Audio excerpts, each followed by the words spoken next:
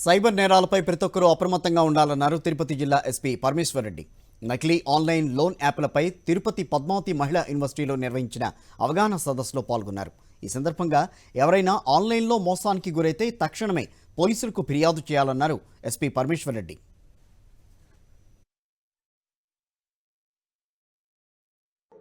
దైనందిన చర్యలో కామన్గా ఎదురయ్యే మన మొబైల్ యాప్ ల్యాప్టాప్ ద్వారా ఏ విధంగా సైబర్ ఫ్రాడ్ అనేది జరుగుతుంది, సైబర్ క్రైమ్ గురవుతున్నారు.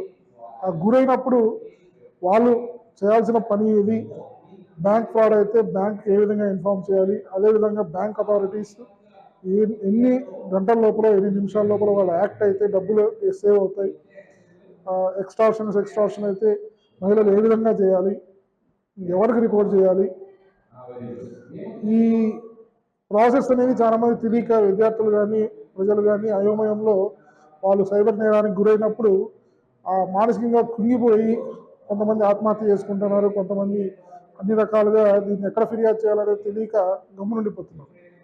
సో వాళ్ళందరికీ కూడా ఒక అవగాహన కల్పించడం ఏంటంటే, సైబర్ ఫ్రాడ్ గురైనప్పుడు మీరు ధైర్యంగా దగ్గరున్న పోలీస్ స్టేషన్కి రిపోర్ట్ చేయండి. పోలీసు వాళ్ళు మిమ్మల్ని కేసు రిజిస్టర్ చేసి దానిపైన ఇన్వెస్టిగేషన్ చేస్తారు.